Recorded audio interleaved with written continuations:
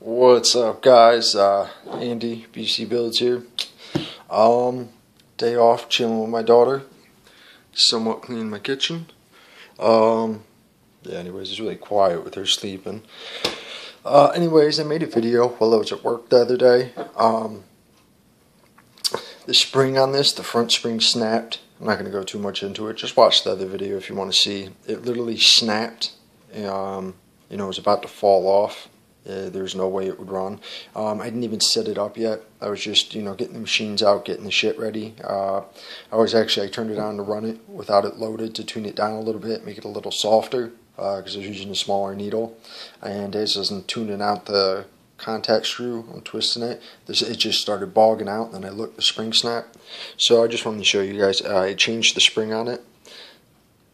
You'll also notice it looks a little different. Also, while I was doing that, I figured the coils that were on it worked, but they didn't do a very good job. They were okay. So I took the covers off them, and I realized they were wrapped horrid. It looked like it was braided. They were horribly wrapped. So what I did is I just made a whole new set. The other ones that were on were 1 inch with an 1/8 yoke. It doesn't need a yoke. It's a cast iron frame, so I used a 3/8 width coil, and they're 1 1/8 tall.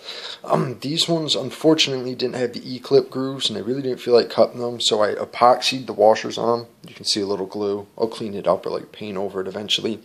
They're actually big, thick, fiberish plastic washers. They were washers that came off of, I think, like a futon or parts to it. I'm not exactly sure. I found them in my drawer, and they worked perfectly. Perfect size. I probably could have got away without gluing them because I really had to tap them on with a hammer. They were that tight, but I glued them anyways. I used 2 or 3 layers of Kapton tape, and then they're 6 layers, 6 wrap, as you can see. There's kind of imperfection there for me fucking with the shrink wrap on it.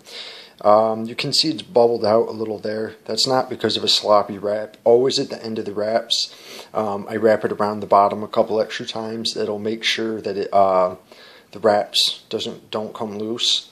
And also, if I snap the long wire, I have enough where I could unravel it and redo it. So the bottom, you can see, is wrapped a couple times extra. I did it on the back. I do it on all my coils. Not that my coils are by any means perfect. They look nice and they run amazing, but I always wrap a little extra around just in case I snap them. You can see they're both semi-stilted. The one in the back is a little more stilted than the front. The reasoning for doing this, I didn't need full-size coils.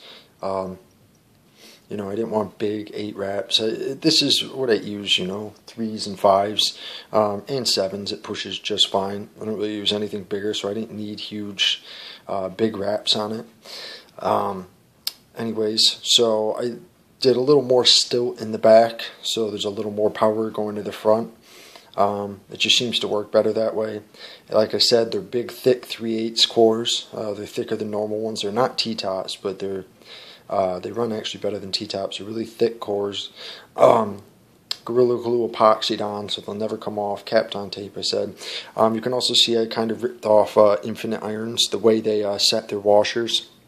You can see there's very little coil core sticking out. It's pretty much flush.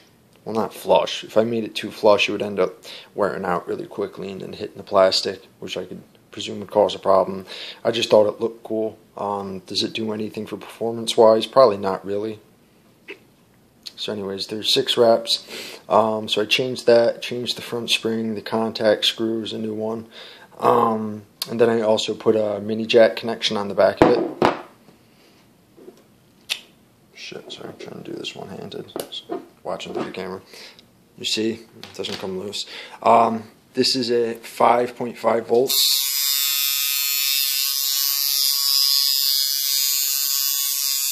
5.5, it is 138 and 53 duty.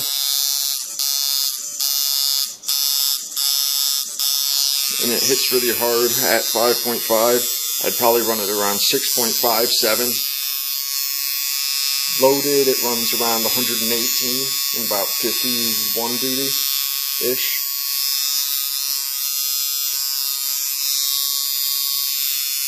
This will run all day. Given these are smaller coils, they're 6-wrap and kind of stilted, so they do have the potential of overheating. Not that I've had them really overheat. I've only used this for about 3 or 4 tattoos, and they've all been little ones so far. Just to prevent it overheating, I won't use the auto on and off function, which is basically just a static button. I'll use the regular setting where you actually have to hold it down. You know, that'll just make sure the machine's running less, and it won't overheat. It's probably the best to do with all machines. It'll wear them out less, but, you know, people like me, usually how I tattoo is I turn it on and I leave it on. But I haven't done any tattoos that were over an hour outline with this. And after an hour of pretty much non-stop running, it was warm but not hot. So I just wanted to show you guys, you know, the Dv8 irons 2.0. I might change the jack on the back so it doesn't stick out so much, but so if anybody's interested in buying these, the coils do work. They're not great by any means, but they do the job and they did it well. I just figured I had to replace the spring. I might as well just do a whole rebuild on it, which isn't even a rebuild. It's got the same back spring, the same armature bar, which is fine. Same binding post. I just changed the contact screw. There is different hardnesses of brass. Some brass is better than others, or a little, you know, harder, a little more dense. Some is a softer brass, because it's not, most of them aren't pure brass, they're mixed. But these screws I actually get from Home Depot. They're pretty solid brass, so they don't wear down as quick, so you don't have to retune this all the time.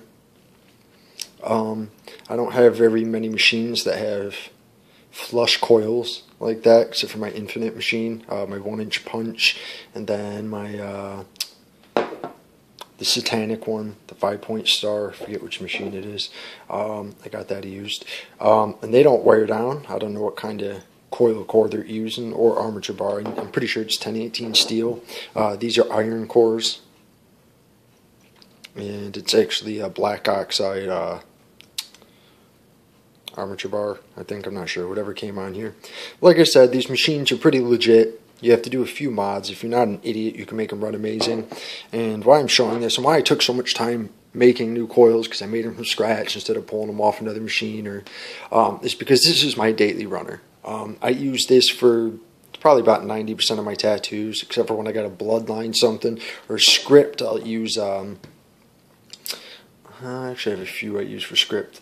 Most of the time for script, I use my Mike Pike Mean Mugger, just because it's quick as hell. It runs like 165 cycles per second at 6.5 volts. The shit's quick as hell, and I find it's I can do those long script curvy lines better when I'm moving fast.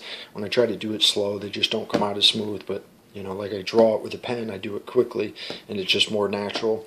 But for more basic tattoos, you know, flash tattoos, traditional, you know, all around, even color outlines, you know, this works well for everything. I can use this for script, single pass line. I can tune it out and sculpting line with it. So this is really just an all-around good liner, especially now that I rebuilt it. And another reason that I like it is it's a short frame. It's got a long enough spring deck, because the spring deck Y's back, you can see it's a Y, but the actual base plate is short. They cut it instead of making the whole machine come out. That adds extra weight in the back that pulls the machine away from you, that backhang weight. Because it's a short frame, it puts a lot of that weight over your hand. It's just got a better balance than most machines. Most people that build mini machines crunch them down like this, you know, put little 1-inch coils in them. What that does is it causes it to sit so high on the tube, it makes the whole fucking thing top heavy. And then machines that are too long, they're back heavy. So this doesn't sit high on the tube because it's got, you know, well, pretty much regular size coils. They're 1 1/8. So it's not sitting high. And it's also short, so it's sitting over the machine. This has just got an awesome balance for it. And this whole machine, it really isn't that heavy. It's around 7 ounces, maybe a little less, with the new coils on it. I'm not exactly sure. Like I said, I'll run it again for you guys.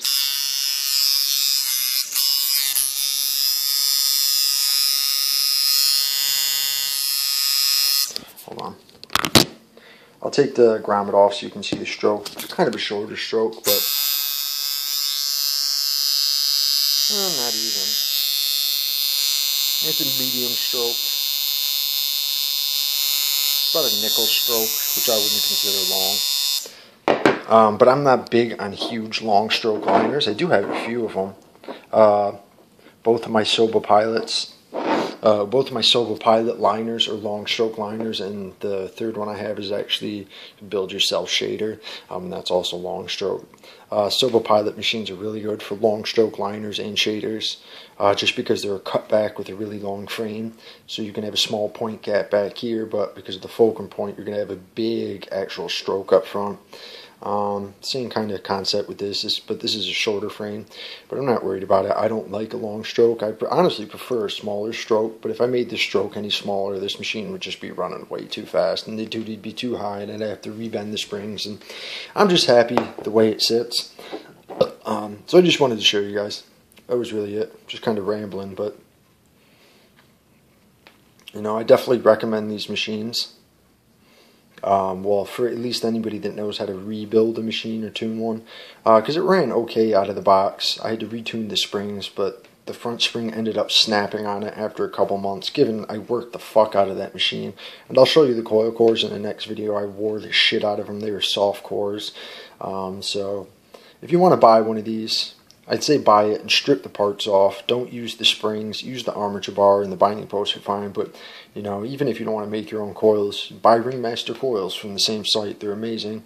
I think a set of Ringmaster coils was like $30. The machine's $30, and another $5 for springs. So for like $65-$70, you could have an amazing everyday running machine. And then if you guys want a mini jack, message me on my Facebook, and I will sell you one for $5, and it'll come with a cord. Oh, FYI, these are going up on my eBay store, along with that whole bunch of other shit. You can see these mini jack conversions in the back. It's nice, it's clean, it's simple, it's universal.